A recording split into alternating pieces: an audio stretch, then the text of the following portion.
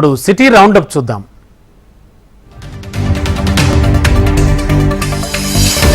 రెండో విడత దళిత బంధు పథకానికి ఎంపికైన లబ్ధిదారుల అకౌంట్లలో నిధులను జమ చేయాలని డిమాండ్ చేస్తూ తెలంగాణ రాష్ట్ర దళిత బంధు సాధన ఐక్య పోరాట సమితి హైదరాబాద్లో ఆందోళనకు దిగింది.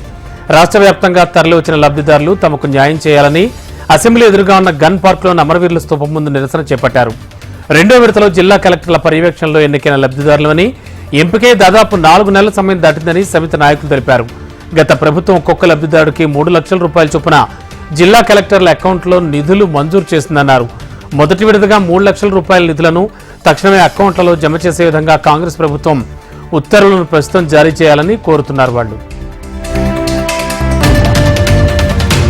మల్కాజ్గిరి పార్లమెంటు స్థానంలో బీజేపీ అభ్యర్థిగా ప్రచారాన్ని ఉధృతం చేశారు ఈటెల రాజేందర్. బీజేపీ నేతల ఆధ్వర్యంలో చేపట్టిన బైక్ ర్యాలీకి జెండా ఊపి ప్రారంభించారు ఈటెల. బోయిన్పల్లి నుంచి బొల్లారం వరకు ర్యాలీ సాగింది. పార్టీలకు అతీతంగా ప్రజలు మళ్లీ మోడీని ప్రధానిగా చూడాలని కోరుకుంటున్నారని ఈటెల తెలిపారు.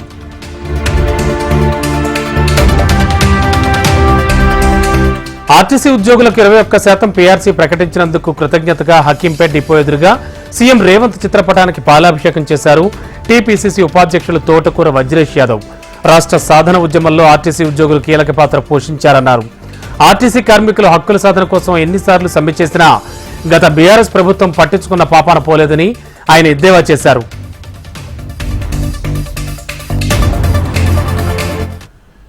ఇవి బులెటిన్ విశేషాలు చూస్తూనే ఉండండి. హెచ్ఎం టీవీ వార్తాగదు నిజం దాగదు.